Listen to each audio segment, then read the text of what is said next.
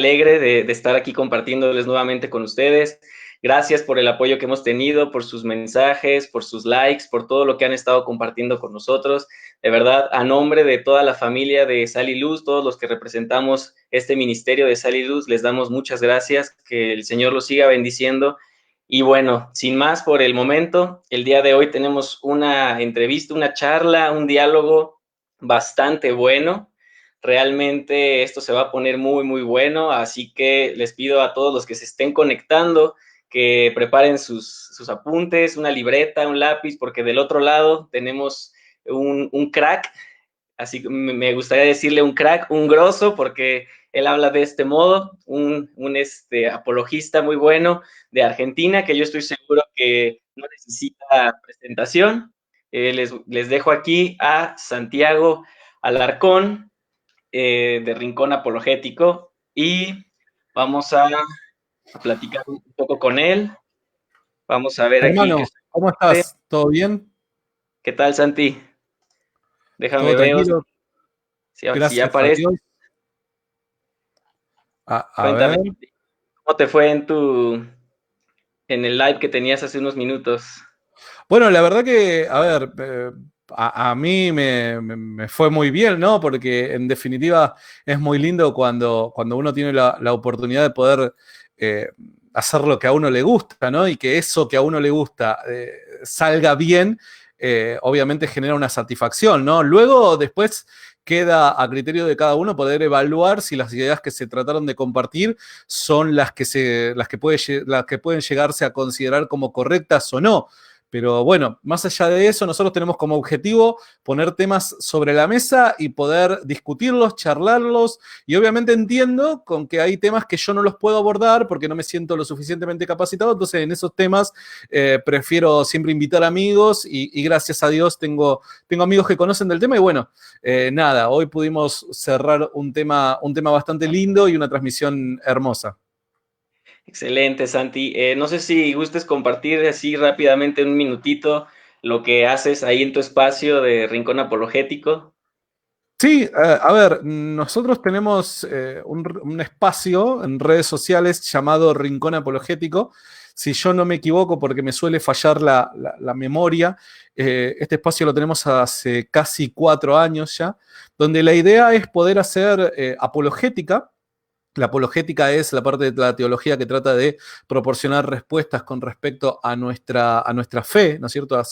Con respecto al cristianismo, pero orientada hacia un público de nivel popular, ¿no? Nosotros tocamos temas controversiales, ya sea de teología, ya sea en cuanto a la defensa de nuestra fe, ya sea temas que tengan que ver con quizás con el florecimiento de nuestra fe, el fortalecimiento de la misma, ¿no? Que nos ayuden a crecer espiritualmente, pero siempre a nivel popular, ¿no? Ese es nuestro objetivo. Entonces, la verdad que a lo largo de estos 4 años hemos vivido muchas satisfacciones con respecto a este trabajo y nada, y seguimos tratando de trabajar, aprender y tratar de comunicar estas ideas que tenemos, bueno, por medio de estos medios que hoy gracias a Dios los tenemos, porque si no, de otra manera en el mundo en el que vivimos, la verdad no sé cómo podríamos haberlo hecho.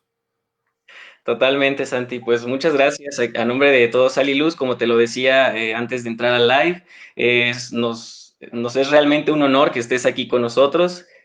Muchas gracias por todo, de verdad que el Señor te siga bendiciendo y te siga usando. Y bueno, sin más, vamos a entrar al tema que tú sabes que es muy interesante. Y bueno, ante la situación en la que vivimos, que si Cristo realmente existió, si no resucitó, vaya, tú sabes todos los argumentos que se han comentado, ¿no? Entonces, yo con esto quiero hacer una pregunta, Santi, y esto ahora sí que te lo voy a robar de tu espacio, una pregunta que tú hiciste alguna vez que me pareció muy buena, y yo te la quiero preguntar para que también tú retroalimentes a todos los demás. Santi, supongamos que ya hubo evidencia científica, literaria, la que tú quieras, así, evidencia, vamos a llamarle, o sea, 100% verídica, totalmente una verdad absoluta, que Cristo no resucitó. Santi, yo te preguntaría, ¿seguirías siendo cristiano? Bueno, si la pregunta que hice en aquel entonces hizo que me cascotearan Rincón Apologético de una manera tremenda. Espero ver el resultado después cuando desarrolle mi respuesta. Claramente yo de manera personal, y esto obviamente no lo estoy respondiendo a un nivel general de que todo cristiano debería, aunque tengo mi punto de vista personal, ¿no? Pero yo personalmente no seguiría siendo cristiano, claramente. O sea, si se presentara evidencia irrefutable, vuelvo a repetir, evidencia irrefutable que demostrase que o Jesús, la existencia de Jesús fue un mito, o que no resucitó Jesús de los muertos, me parece a mí que, a ver, el caminar cristiano y los principios cristianos nos conducen a ser honestos intelectualmente. Creo de que perseguir la verdad es lo que le hace bien al ser humano. ¿De qué te sirve a vos abrazar una mentira sabiendo que es una mentira? Es un desperdicio de vida, es un desperdicio hasta en tu manera de caminar, ¿no? Porque terminarías defendiendo ciertas ideas que vos mismo sabés de que no son ciertas. Una vida muy triste te conduciría, ¿no? Tal acción. Ahora, si se demostrara irrefutablemente de que Jesucristo no resucitó de los muertos, creo que me veo en la obligación moral de abandonar el cristianismo totalmente. De hecho, pónganse a pensar lo siguiente, esto no es una declaración herética bajo ningún punto de vista, sino que al menos parece que Pablo tenía ideas similares cuando dijo, si Cristo no resucitó de los muertos, vana es nuestra fe. Entonces, en palabras del mismo apóstol Pablo dice, o sea, no tiene sentido nuestra fe si Jesús no resucitó. Y si se demostrara tal caso, ¿de qué sentido tiene seguir siendo cristiano? Ninguno. O sea, el cristianismo no es simplemente una religión que te lleva a un mayor estándar moral de vida. El cristianismo no son simplemente lindas enseñanzas para aplicarse en la vida. El cristianismo sin resurrección no es cristianismo. No existen tales ideas. El cristianismo no puede sobrevivir sin la resurrección de los muertos. Otras religiones sí, tranquilamente, como en el caso del judaísmo, quizás sin Moisés, igual podría sostenerse de alguna manera. Pero en el caso del cristianismo esto no ocurre. Por ende, me veo en la obligación de decir, no podría seguir siendo cristiano. Totalmente, Santi. Excelente respuesta con las palabras del apóstol Pablo, ¿no? Si Cristo no resucitó, vana es nuestra fe. Entonces, para empezar a adentrarnos al tema, Santi, yo creo que mucha gente, y tal vez te has topado con mucha gente, y si no mal recuerdo, alguna vez tú lo comentaste, llega un momento en nuestra vida en el que tenemos duda. Y creo que ese es el punto donde nos hace buscar. Y creo que es bueno aprovechar las dudas porque te hacen buscar de manera sincera una respuesta. Y digo, si recuerdo bien, algo similar te pasó a ti, ¿no? Respecto a las dudas, en tu fe alguna vez platicaste, digo, no sé si nos quieras comentar algo de cómo uno puede aprovechar la duda para buscar la verdad. Bueno, de hecho el otro día lo hablaba justamente con Danan a esto, ¿no? Y digo, hay veces de que nosotros como cristianos no nos damos cuenta que hoy, ejemplo, siglo XXI, en el tipo de sociedad en la que vivimos, si no viviéramos particularmente la situación que estamos atravesando por esta enfermedad, nos veríamos en una sociedad en donde constantemente estamos recibiendo ataques, ¿no? Ataques, están atacando nuestra fe, están atacando nuestras ideas, hasta se están mofando de ellas, ¿no? Y hay veces de que nosotros lo vemos a esto como algo solamente negativo. Y entiendo, obviamente, de que a nadie le gusta que ataquen su fe o que te quieran poner en ridículo. Pero creo que de todas estas cosas, Dios se vale también para aquellos que buscamos agradarle, poder llevarnos o catapultarnos, ¿no? a un crecimiento, ¿no? Nos ayudan todas las cosas siempre para bien, como dice la palabra, ¿no? Y creo que toda esta situación que estamos atravesando nos proporciona el contexto adecuado para quizás replantearnos qué es lo que creemos y por qué creemos en lo que creemos. Y si el cristianismo es verdad,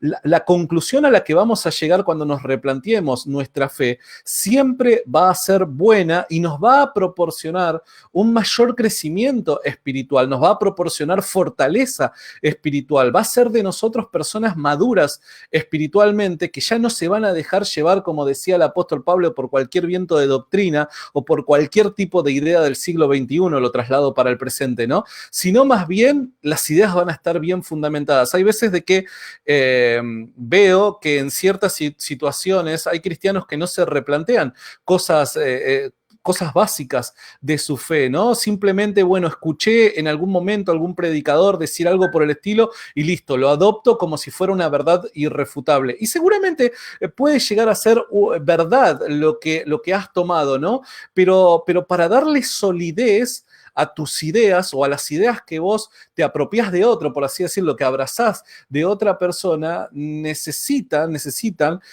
ponerse en tela de juicio, necesitan observarse bajo un ojo crítico, ¿no? Y el resultado de ello siempre va a ser bueno. Por ende, creo que esos momentos que Dios permite muchas veces de dudas personales, de desiertos, ¿no? Cuando no tenemos ciertas respuestas y demás, si nos dejamos llevar por Dios, seguramente, pese a que el camino pueda llegar a ser doloroso, siempre al fin al que llegamos va a ser en beneficio a nuestra persona y para nosotros poder servir mejor a Dios. De hecho, te vuelvo a repetir, yo hoy me veo llevando a cabo una tarea como comunicador en cuanto al tema de apologética y teología, pero a esto yo llego a través de una crisis de fe. Pero en el momento en el que atravieso la crisis de fe, ¿quién me hubiera dicho que esa situación dolorosa que estaba atravesando iba a hacer para poder hacer lo que hoy estoy haciendo? ¿Se entiende? Entonces, esas dudas, esos momentos de incertidumbre, esas cosas, si las sabemos canalizar correctamente por Dios, seguramente van a traer mucho, pero mucho beneficio a tu vida. Totalmente, Santi, ¿no? Excelente respuesta. Yo sé que estas palabras que acabas de compartir van a ser de bendición para, digo, tanto para mí como para muchas de las personas que están escuchando esto. Y bueno, sin más, el martes pasado compartíamos el Evangelio, qué es el Evangelio, qué no es. Y bueno, tú sabes que en esencia, si una persona que se hace llamar cristiano no comprende el Evangelio, pues difícilmente es como cuando tú quieres jugar algo, si no comprendes bien las reglas, puede que no sepas qué estás jugando. En este caso, uno si no comprende el Evangelio, puede que su vida eterna esté en riesgo, ¿no? Y da el caso que la resurrección de Cristo, como bien lo hemos mencionado, si no sucedió, pues vana es nuestra fe, como lo hemos estado comentando. Entonces, Santi, no sé si quieras que entremos al tema para empezar a desarrollarlo. Como vos lo dispongas. Adelante, Santi, cuéntanos cómo podríamos empezar. Digo, para la gente que tal vez nunca se haya preguntado, ¿realmente hay evidencia? ¿Puede haber un camino en el cual yo pueda seguir, algún método? Ya que puede haber gente que diga, oye, pero no puedo yo estudiar la resurrección por el método científico. No sé, Santi, cuéntanos, ¿cuál podría ser el comienzo para este estudio? Bueno, a ver, es muy bueno lo que decís porque hay veces de que tenemos tantas ideas en la cabeza que cuando nos planteamos un objetivo no sabemos por dónde arrancar, ¿no? Y es muy cierta aquella frase que dice, bueno, debemos arrancar por el principio, ¿no? Bueno, el principio en este caso, ¿cuál es? Es identificar que el caso de la resurrección es un caso que si ha ocurrido en el pasado, se remite a la materia de la historia, ¿no? La disciplina de la historia debería de proporcionarnos a nosotros las herramientas suficientes o al menos los datos suficientes para nosotros poder llegar a una conclusión con respecto a qué fue lo que sucedió con Jesucristo. El cristianismo muy particular y entre esas particularidades que tiene, afirma que Jesucristo fue una persona que vivió realmente, que existió realmente, que murió en un determinado punto en el pasado y que también resucitó. Todo el cristianismo se construye y la teología cristiana se construye por medio de hechos que el cristianismo afirma que han sido históricos. Por ende, si el propio cristianismo lo afirma eso, nosotros deberíamos de utilizar las herramientas que la disciplina de la historia nos proporciona para ver si algo acerca de estas afirmaciones cristianas podemos tratar de descubrir. ¿no es cierto? Entonces, ese creo que es el principio.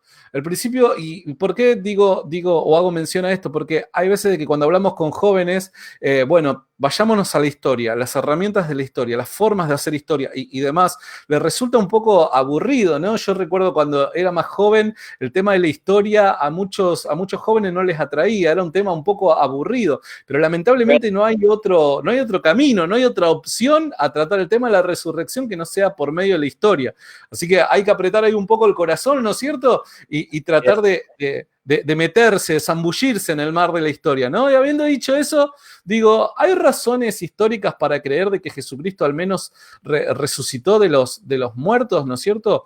Creo que sí, creo que hay muchas razones, ¿no? Para pensar en esto. Ahora, obviamente, el caso de la resurrección es un caso de acumulación histórica o acumulación de datos históricos. Dados ciertos datos, cuando yo los acumulo, tengo que tratar de proporcionar una explicación para todas estas evidencias que estoy teniendo. ¿Se entiende? No podemos decir, bueno, porque esto, porque esto. No, la conclusión a la que llegamos es por un caso acumulativo de evidencia en la disciplina histórica. Y creo que principalmente a la conclusión de la resurrección podemos llegar si es que podemos demostrar que dos hechos necesarios realmente ocurrieron. ¿Cuáles son estos dos hechos necesarios? El primero es la tumba vacía y el segundo es la confesión de los primeros discípulos, de aquellos primeros apóstoles, ¿no es cierto? Las declaraciones de los apóstoles. ¿Por qué digo esto? Bueno, porque si Jesús resucitó, se levantó literalmente de los muertos, ¿no es cierto? De la muerte, si Él se levanta, recobra su vida, ¿no? Claramente el lugar en donde Él había sepultado tiene que estar vacío, es lógica pura esto. Por eso el hecho de la tumba vacía es un hecho necesario para la construcción del caso de la resurrección. Por otro lado, también el caso de las declaraciones que hagan aquellas personas que al parecer fueron testigos de este hecho van a ser sumamente importantes a la hora de evaluar qué fue lo que pasó con respecto a la figura de Jesús, ¿no? Entonces estos dos puntos son importantísimos a la hora de construir el caso. Ahora, ¿tenemos razones para creer que la tumba estuvo vacía? ¿Y tenemos razones para creer las afirmaciones que los discípulos hicieron al comenzar su ministerio en la primera etapa de su predicación? Bueno, creo que sí. Primero es el caso de la tumba vacía. La tumba vacía, a la tumba vacía podemos llegar como conclusión cuando sabemos primeramente que el Nuevo Testamento y particularmente los Evangelios hacen mención a una figura llamada José de Arimatea. José de Arimatea, al parecer, según los evangelios, es la persona que le da a Jesucristo su tumba, ¿no? Él tenía una tumba que no había sido utilizada y él se la da a Jesucristo, porque al parecer José de Arimatea era una persona, un discípulo medio escondido, ¿no es cierto?, pero era discípulo de Jesús. Entonces, es sumamente importante la figura de José de Arimatea porque, según los evangelios, no solamente le da la tumba a Jesús, sino que a su vez era una persona que pertenecía al Sanedrín judío. Por ende, era una persona que el público la conocía, ¿no es cierto? Era una persona que, dado el rango o el cargo que ocupaba, ¿no es cierto?, en el Sanedrín, era de público conocimiento. Ahora, por dar un ejemplo, hoy si lo trasladamos al presente, muchos de nosotros, a menos de que seas una persona que quizás esté completamente desligada de la realidad y demás, muchos de nosotros podemos identificar quizás a nuestros ministros de economía, obviamente podemos identificar quiénes son nuestros presidentes, podemos identificar quiénes son las partes más importantes de nuestro gobierno o aquellos que hoy están en los cargos más importantes de nuestro gobierno. Pasa lo mismo en aquel entonces. Resulta casi imposible llegar a pensar que esta persona llamada Jesús de Arimatea sea una persona, ¿cómo decirlo?, creada por el cristianismo primitivo, dado que el lugar que ocupaba era un lugar de público conocimiento. No puede ser esta persona una invención cristiana, bajo ningún punto de vista. Vuelvo a repetir, ¿por qué? Porque dado que los evangelios fueron escritos en las primeras décadas posterior a la muerte y resurrección, supuestamente, de Jesús, estamos viviendo, en el momento en el que fueron publicados, vivimos en el tiempo en el que la misma generación que vio morir a Jesús todavía estaba con vida. Por ende, era de público conocimiento quiénes eran las autoridades de aquel entonces. Imagínate hoy que yo llegase a tu país y dijera, bueno, porque el ministro de Economía fulano de tal y nombrara a alguien que vos sabés realmente que no es el ministro de Economía. ¿Qué pasaría? Automáticamente vos me acusarías de que o estoy equivocado o soy una persona mentirosa. La pregunta es por qué los evangelios toman esta posición de afirmar que esta persona llamada José de Arimatea es miembro del Sanedrín y que a su vez le dio la tumba a Jesús. Claramente es porque era una persona histórica de público conocimiento, si no, no podrían haber mentido en algo por el estilo. Entonces, es sumamente importante marcar este punto a la hora de nosotros pensar el caso de la tumba vacía, porque si esta persona verdaderamente existía, también podría llegar a ser de público conocimiento el lugar en donde Jesús estaba enterrada. La tumba realmente existía y el lugar en donde Jesús estaba enterrado era de público conocimiento, dado que era la tumba de una persona de público conocimiento. Por ende, cualquiera podría haber, posterior al tercer día, podría haberse acercado a la tumba de este José de Arimatea y podría haber dicho, no, muchachos, Jesucristo no resucitó de los muertos porque su cuerpo yace aquí todavía, ¿se entiende? Creo que el caso de José de Arimatea es muy, pero muy fuerte para poder dar una explicación con respecto al tema de por qué es que creemos que la tumba estaba vacía. También el caso de los apóstoles, ¿no? Bueno, las afirmaciones de los apóstoles nosotros sabemos de que, según los evangelios, ellos afirmaron de que Jesús había resucitado, se había levantado de la muerte por el poder de Dios. Ahora, ¿son dignos de confianza? ¿Verdaderamente les podemos creer? ¿Podemos creer en lo que afirman? Bueno, yo creo de que sí. Primero, ¿por qué? Porque la pregunta ¿es lógico creer en una mentira sabiendo que era una mentira y sin tener ningún tipo de ganancia a cambio? Bajo ningún punto de vista. Solo una persona loca podría llegar a considerar abrazar una mentira sabiendo que es una mentira y sin ganar nada a cambio. ¿Se entiende? Y esta última parte es sumamente importante porque uno podría mentir o una podría mantener una mentira siempre que consiga algo a cambio, ¿no? Pero en este caso vemos por diferentes relatos y particularmente por las cartas de Pablo, de que la vida de un apóstol era una vida muy, pero muy difícil, dado que sus afirmaciones hacían que fueran perseguidos, que sufrieran torturas, que sufrieran por el nombre de Jesucristo y por las afirmaciones que ellos estaban haciendo, ¿no? Entonces, vuelvo a repetir, es muy, pero muy, ¿cómo decirlo?, difícil llegar a una conclusión de que los apóstoles podrían llegar a estar mintiendo. Ahora, ellos eran de la generación que vivió en el tiempo de Jesús y tranquilamente podrían haber averiguado si estas cosas realmente fueron aquellas que ocurrieron, ¿no? No son quizás como los musulmanes hoy en día, que vos podés decir, bueno, pero los musulmanes también se inmolan, se mueren por su causa. Está bien, yo lo entiendo a eso, pero estos musulmanes el día de hoy no tienen las herramientas para ir directamente a poder verificar si es que lo que creen verdaderamente es cierto. En este caso es completamente distinto porque eran personas que vivieron en aquel entonces, que podían llegar a la tumba, podían acceder en primera mano a aquello que decían de que era cierto, ¿no? Entonces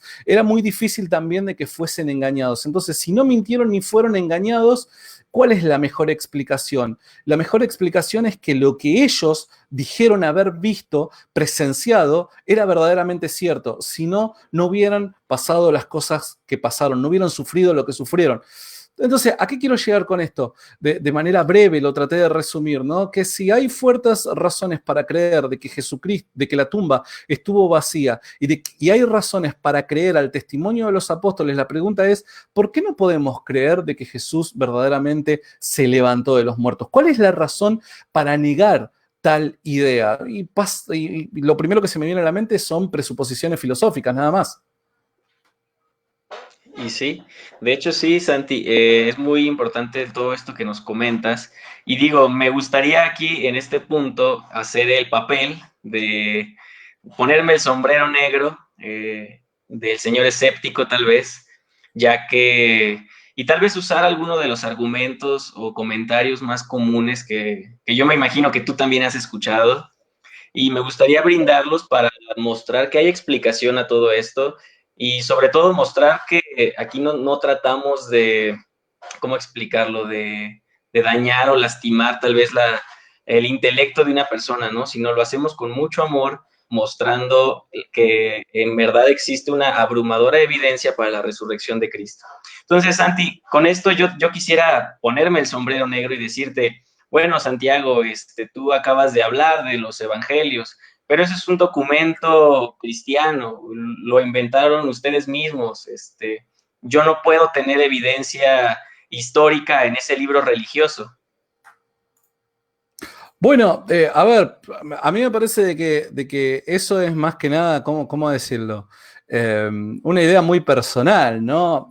Creo que a lo largo de la historia las personas partidarias han descrito ciertos hechos donde ellos estaban de una u otra manera vinculados y no por eso vamos a creer de que sus historias o la historia que estaban describiendo era mentira. De hecho, hay una afirmación bastante interesante, ¿no? Que obviamente uno o las evidencias no están del todo de acuerdo con tal afirmación, pero nos lleva a la reflexión y dice lo siguiente. Dice, la historia la escriben aquellos que vencen. La historia la escriben aquellos que vencen. Nosotros conocemos ¿cómo decirlo? Algunos casos que contradicen tal afirmación, ¿no? Como el caso de Tucídides, ¿no? Él escribió no siendo parte de la parte que ha vencido. Pero supongamos que tal afirmación fuese cierta. La historia la escriben aquellos que vencen. Supongamos que tal afirmación fuese cierta.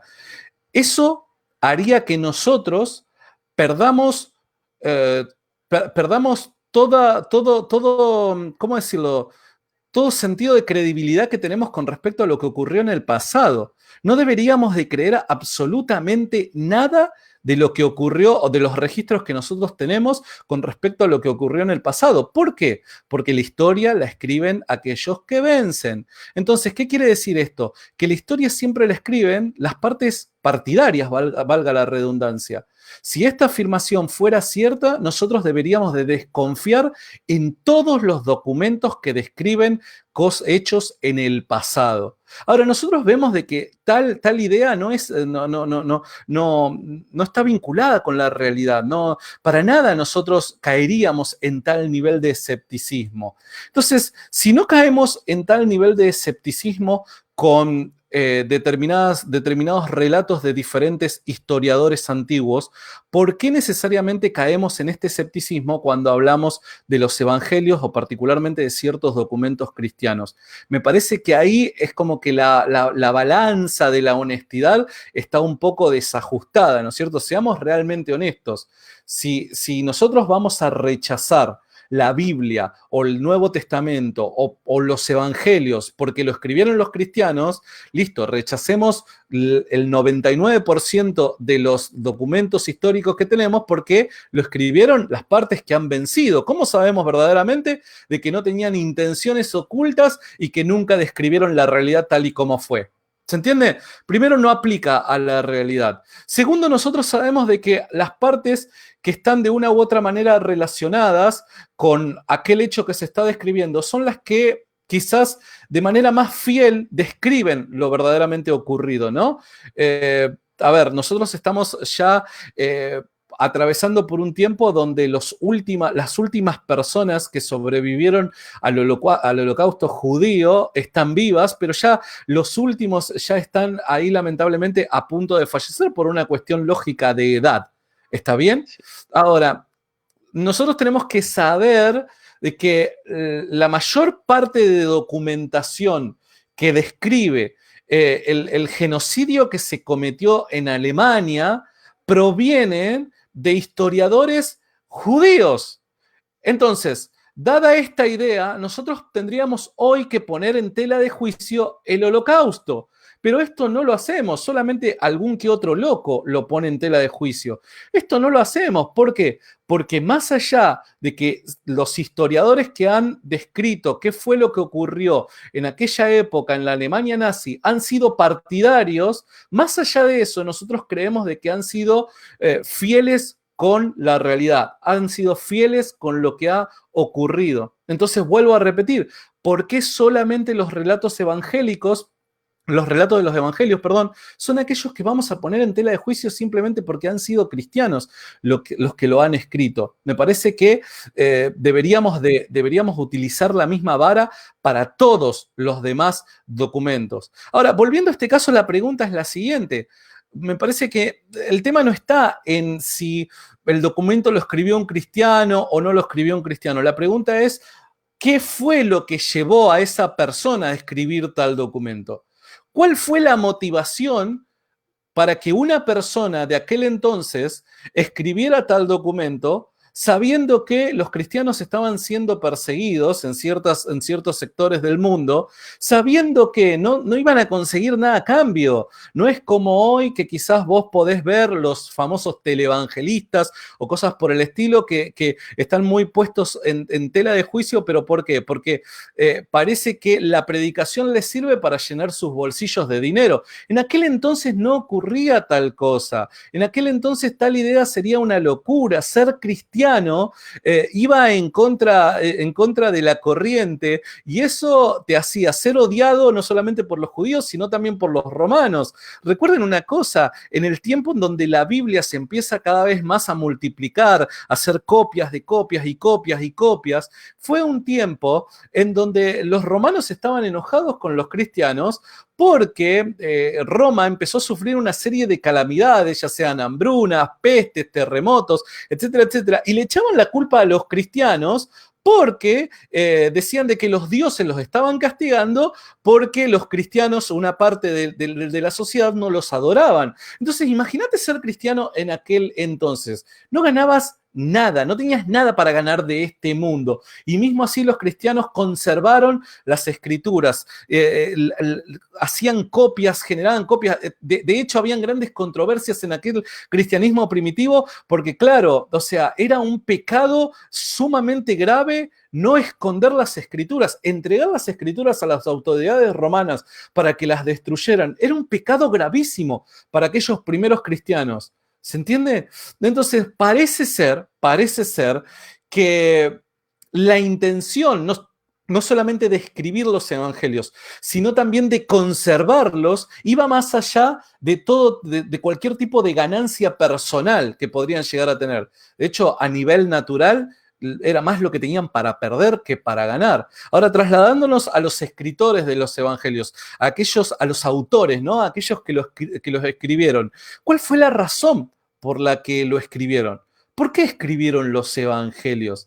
Bueno, creo que estoy justificado al pensar de que los evangelios fueron escritos de tal manera que tratan de describir la realidad. Más allá que de la forma en la que lo han escrito, por medio de ella ha surgido mucha controversia. A ver, supongamos lo siguiente, supongamos de que nos juntamos un grupo de personas y deseamos documentar algo, ya sea inventándolo o ya sea basado en ciertos hechos de la realidad, pero nosotros modificándolo a nuestro beneficio. ¿Está bien? ¿Qué es lo que haríamos nosotros? Lo escribiríamos tal documento de tal manera que nosotros sepamos que en el futuro no va a generar nuestros escritos ningún tipo de controversia interna. Ahora, el problema está en que los evangelios parecen haber sido escritos con la intención de describir lo que realmente ocurrió, más allá de que el autor de los evangelios era consciente que probablemente sumar ciertos hechos o ciertas palabras dentro del cristianismo iba a generar controversia. ¿Se entiende? Solamente una persona que trata de ser fiel a la verdad va a sumar ciertas cosas que para su documento puede llegar a ser perjudicial. Recordemos cómo es que se relataba la vida de los héroes en el pasado, los héroes griegos, judíos y demás. ¿Cómo se relataba la vida de ellos? Como personas que no cometían errores, personas valientes, personas que eran ejemplo a seguir por su valor, fuerza, coraje, principios, etcétera, etcétera. Ahora, vemos ciertas situaciones descritas en los evangelios que parecen no corresponder con esa forma de dejar documentada la vida de ciertos héroes. Te doy algunos ejemplos. El primero es Jesús en el jardín previo a su entrega, ¿no es cierto? Y a su crucifixión. Él parece estar sumamente temeroso con lo que ha de venir. Dice que él estaba transpirando sangre, él estaba sumamente perturbado con aquello que iba a venir. No parece ser la imagen de una persona que, no sé, represente valor, valentía, coraje y demás, bajo ningún punto de vista. Esta imagen de Jesús para aquellos primitivos, aquellos antiguos que describían, ¿no es cierto?, los orígenes de sus creencias, fundamentado en los actos heroicos de ciertos individuos, parecería no encajar. ¿Por qué? Porque Jesús se mostró como una persona, ¿no?, con temor. Jesús lo vemos cansado. A Jesús ciertas afirmaciones parecen ser perjudiciales hasta para su propia imagen primitiva de presentarse como Dios. ¿Cómo es que Dios no iba a saber el día y la hora de su regreso? Todas estas afirmaciones, como también aquel problema que tiene con Pedro, llamando a aquella persona que iba a ser el líder principal de la iglesia, llamándolo de Satanás. O sea, hay una serie de hechos, hay una serie de afirmaciones que describen los evangelios que para ser invención o para ser de una u otra manera retocado en beneficio de lo que creían, parece no estar a la medida. Y parecen, más allá de todo perjuicio que les pudiese llegar a traer y de toda controversia interna que pudiese llegar a traer en el futuro, parece que el autor tenía el deseo de relatar fielmente cada uno de los hechos y dichos que giraban en torno a la vida de Jesucristo. Perdón por lo largo que hice la respuesta.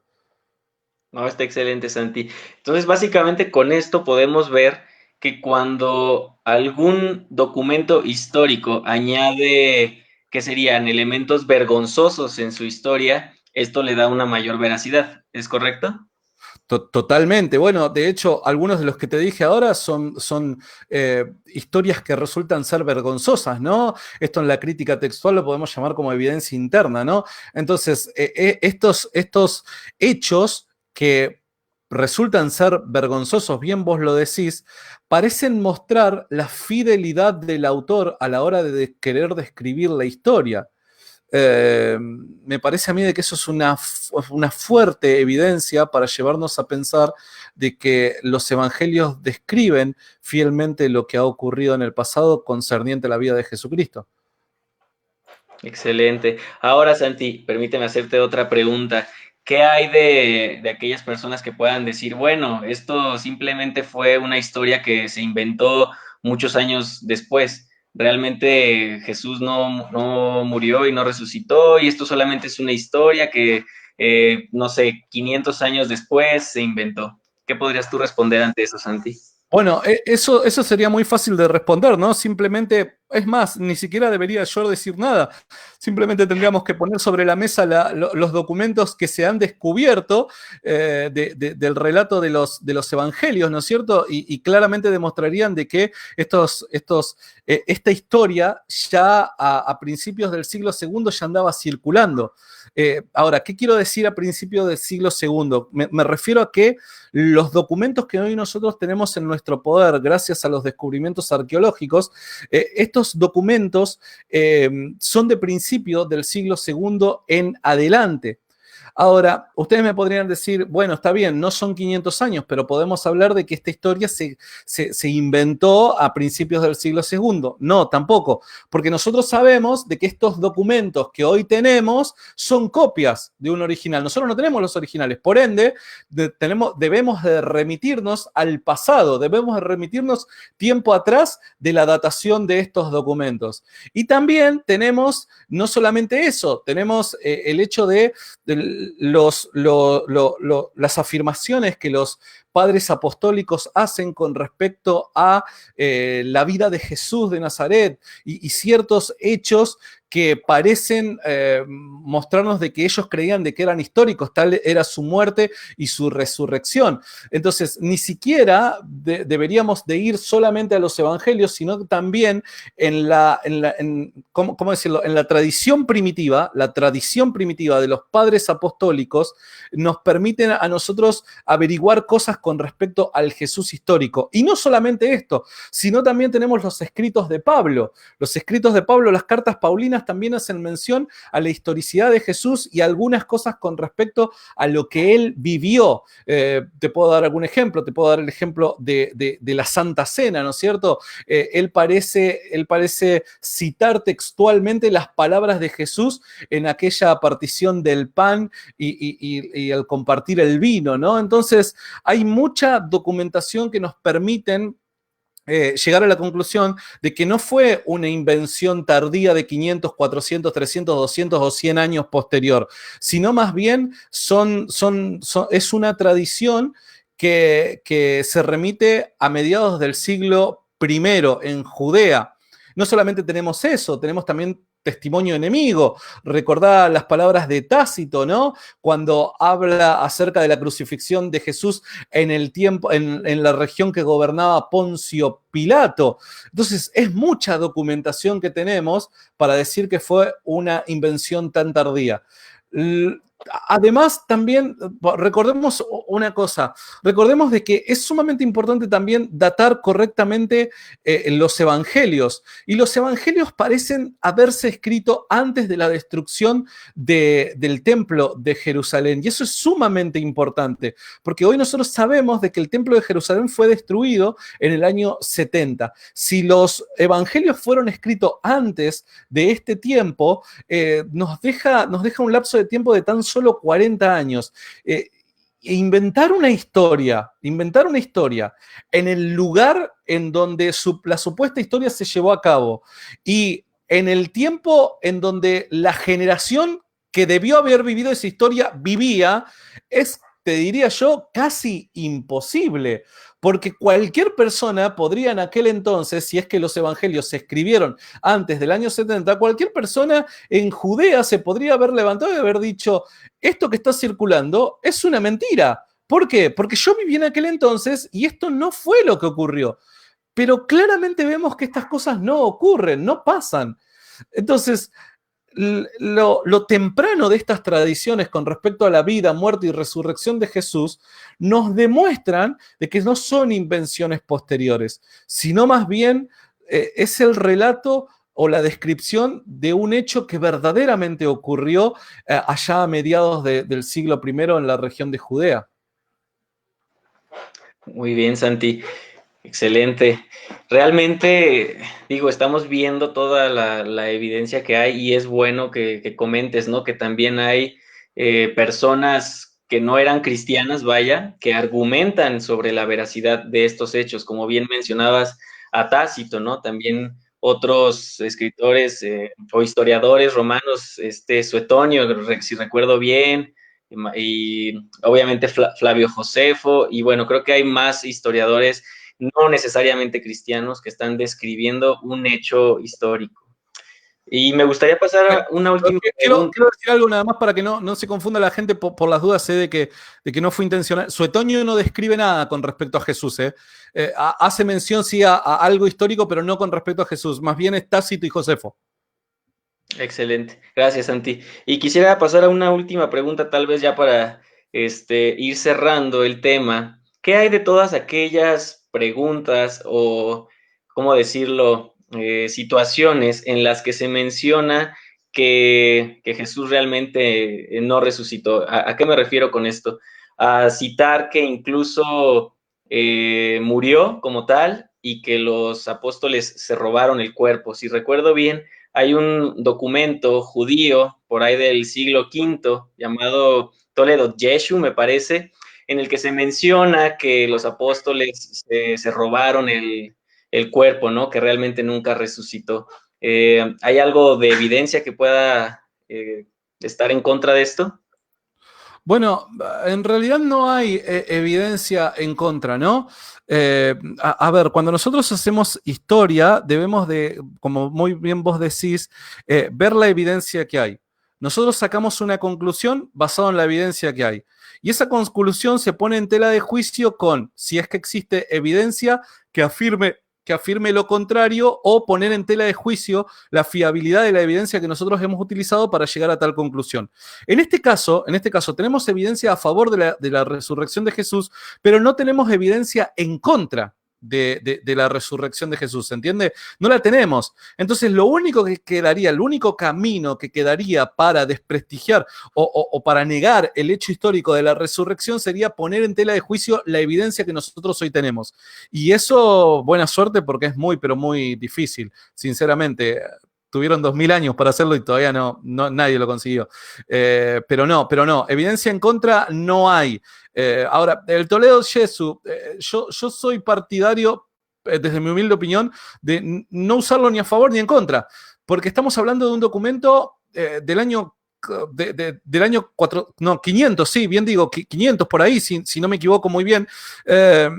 Y me parece que tanto para usarlo a favor como para usarlo en contra, es una distancia muy lejana de los hechos que trata de describir, ¿se entiende? De hecho, el Toledo Jesús, si lo utilizaríamos, sería a favor nuestro. Hay muchas cosas que nos servirían en nuestra argumentación, pero tratando de ser lo más honesto posible con respecto a la argumentación, a la construcción de la idea, me parece de que utilizar un documento tan pero tan tardío no es buena idea, no es buena idea. Yo me quedaría con lo que tenemos, que es mucho y es muy pero muy poderoso para para defender nuestras ideas. Excelente, Santi. ¿Qué hay entonces de las contradicciones que uno pudiera decir, no, es que fue un invento porque en uno de sus evangelios uno dice que fue una mujer, en otro dice que fueron dos, en uno dice narra una cosa, en el otro describe otra? No, entre ustedes mismos no coincide, por lo tanto es falso, es un invento. Bien, buenísimo. A ver, primero tenemos que dejar en claro algo, ¿no es cierto? Que no hayan coincidencias no quiere decir que hayan contradicciones. Que algo no sea coincidente con otra cosa no necesariamente quiere decir que haya una contradicción. ¿A qué quiero llegar? Supongamos lo siguiente, supongamos de que nosotros fuésemos vecinos, ¿no es cierto?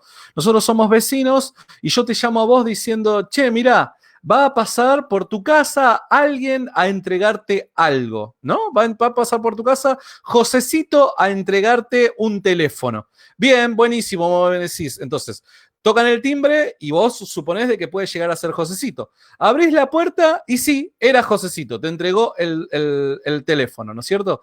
Ahora, supongamos de que en ese hecho hay otros dos vecinos que están quizás charlando afuera en la vereda y observan lo ocurrido, ¿no? Yo cuando regreso, quiero saber a ver si Josecito te entregó el teléfono o no, pero a vos no te encuentro. Entonces le pregunto a los vecinos, vecino, ¿ustedes vieron si llegó una persona y le entregó un teléfono acá a Daniel?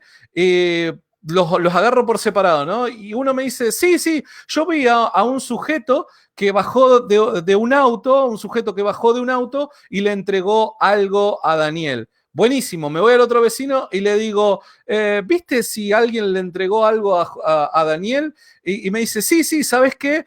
Habían 3 personas en un auto, bajó una del auto y le entregó algo que no llegué a ver bien qué era, ¿no es cierto? Ahora, la pregunta es la siguiente, ¿existe una contradicción entre estos dos testimonios cuando uno afirma de que era una persona y cuando otro afirma de que eran 3? Bueno, no necesariamente, porque el que te entregó el teléfono fue una persona, pero en datos periféricos o circunstanciales parece que habían más. No deja de ser cierto que fue uno el que te entregó el teléfono, pero estaba acompañado de más personas que otro omitió. ¿Se entiende? Entonces, una omisión no necesariamente quiere decir que sea una contradicción, bajo ningún punto de vista. Entonces, esto es algo parecido con lo que en los evangelios, con lo que ocurre en la descripción de los evangelios. Estas supuestas diferencias que hay y que son pequeñas y periféricas con respecto al relato central, que es la muerte y la resurrección de Jesús, parece ser lo que para algunos es un gran problema a la hora de aceptar toda la historia. ¿Por qué? ¿Cuántos ángeles fueron los que estaban en la tumba en el momento de la resurrección? Las mujeres, ¿cuántas fueron las que fueron, lo visitaron? ¿Qué día fue? Y demás, ¿no? El día de su crucifixión, ¿cuántas horas? Etcétera, etcétera. Son datos más bien periféricos, circunstanciales, y recordemos de que cada evangelista estaba describiendo desde su propia perspectiva aquello que había sucedido. Entonces, en los evangelios, cuando los agarramos a los cuatro, no encontramos afirmaciones como ¿fue preso o no fue preso Jesús? No encontramos afirmaciones como ¿fue crucificado o no fue crucificado? ¿Resucitó o no resucitó? Afirmaciones que necesariamente se contradicen, se contraponen. No encontramos ese tipo de afirmaciones. De hecho, en el relato central de lo que tiene que ver con su pasión, muerte y resurrección, todos concuerdan.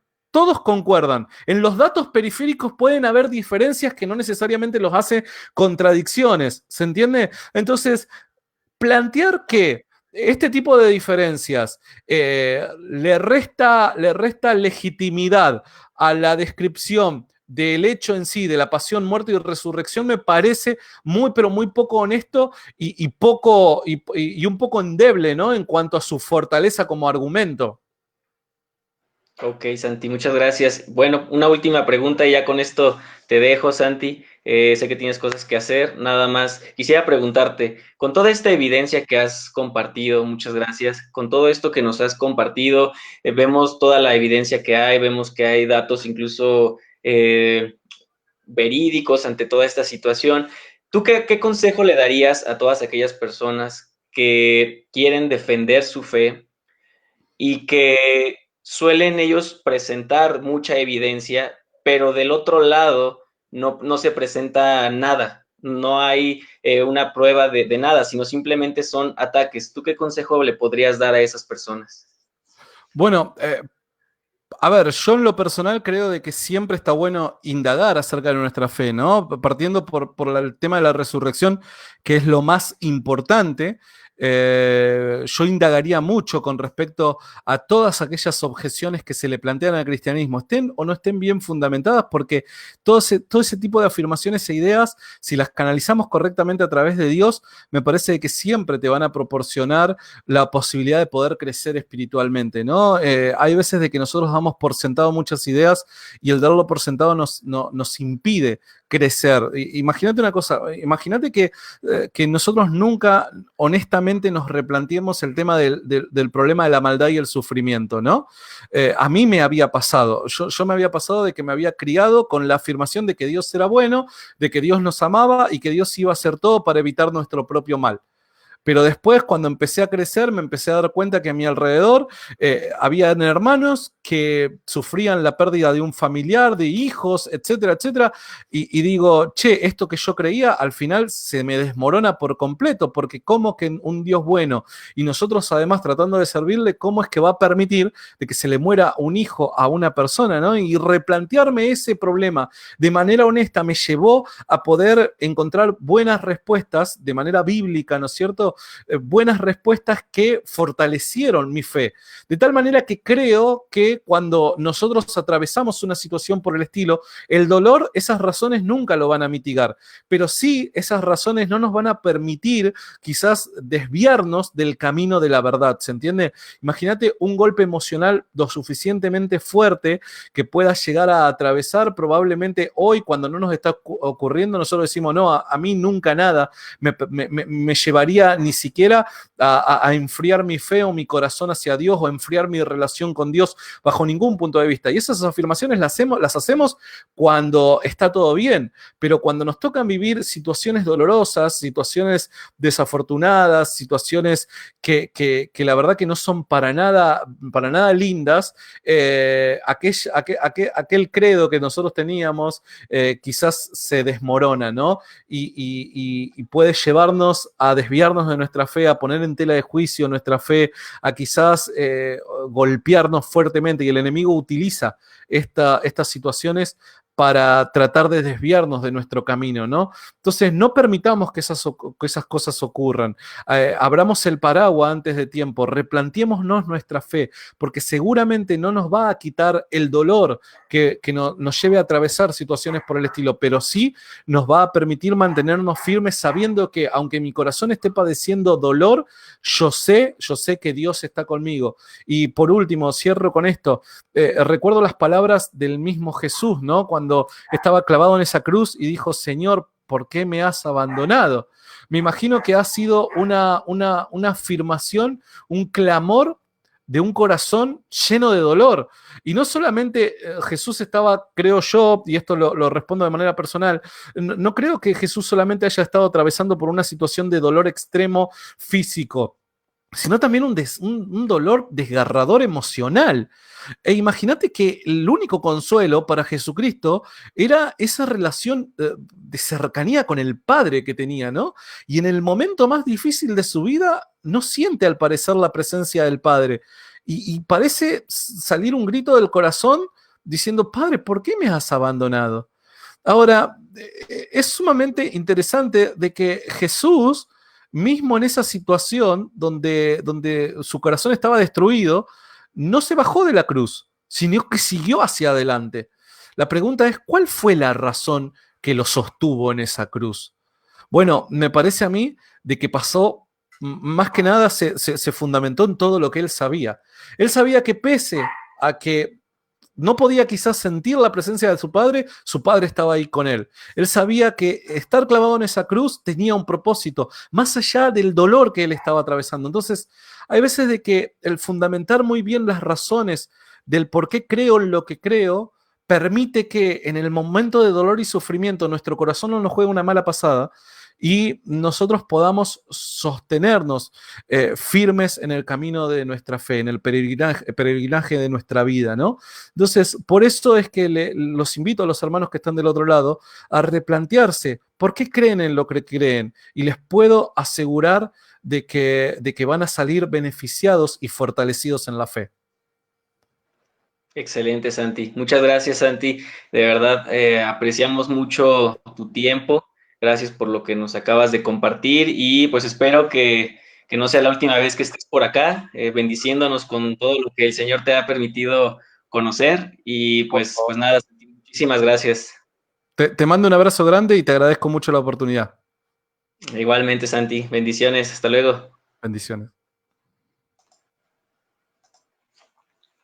Bueno, espero esta transmisión haya sido de bendición para todos ustedes. Como pueden ver, hay demasiada evidencia para mostrar que Cristo ha resucitado. Y me gustó mucho el cierre que hizo Santiago Alarcón. Síganlo en sus redes sociales si no lo hacen, Rincón Apologético, tanto en YouTube, Facebook e Instagram. Es importante comprender la situación en la que estamos viviendo y que puede esta situación de dolor, desesperanza, duda o preocupación nos puede hacer llegar a dudar o pensar si realmente Cristo o incluso Dios existen, ¿no? Y es bueno replantearnos nuestra fe, hacernos preguntas, porque hay respuestas. Y así como Santiago nos compartía su experiencia, yo también les puedo decir que, digamos, cuando yo tuve un mayor acercamiento con Dios fue en un momento de crisis de fe, cuando puse mi fe a prueba y comencé a indagar si realmente era real. Entonces yo espero que este tiempo, que este video haya sido de bendición para todos ustedes. De verdad, no tengan miedo en investigar, en meterse, no sufran que si alguien llega y les dice que Dios no existe por X o Y razón, recíbanlo, investiguen. Yo les puedo decir de verdad, con toda seguridad y confianza, hay muchísima evidencia que lo respalda. Y más que nada, en estos días, si uno, vaya, llega a morir, no solo por cuestiones del coronavirus ni nada de eso, por cualquier otra situación, podemos confiar que así como Cristo ha resucitado y nosotros tenemos nuestra fe en Jesús y nos hemos arrepentido de corazón de todo lo malo que hemos hecho y confiado únicamente en Él, podemos estar seguros que aquel que dijo, yo soy la resurrección y la vida, el que esté muerto y vivirá, yo lo reviviré en el día postrero, nosotros podemos confiar en que Él nos resucitará. Así que muchas gracias por estar aquí con nosotros. Quédense pendiente de las personas que estarán con nosotros en nuestro espacio para la siguiente semana, martes y jueves. Seguimos con los Facebook Live, 6 de la tarde. Tenemos invitados de lujo y sé que será de gran bendición lo que vamos a compartir. Quédense pendientes en nuestras redes. Muchísimas gracias por acompañarnos. Gracias a todos los que nos comentaron. Un saludo, un abrazo a toda la iglesia de Koinonía, a la iglesia One Church, a la iglesia Dios es Amor, a la iglesia de Roca Viva. Un saludo aquí a todos los que nos están comentando y de verdad les agradezco mucho y a nombre de todos los que formamos Sal y Luz, les recordamos que sigamos siendo una generación que sea sal y luz. Bendiciones a todos y nos vemos pronto.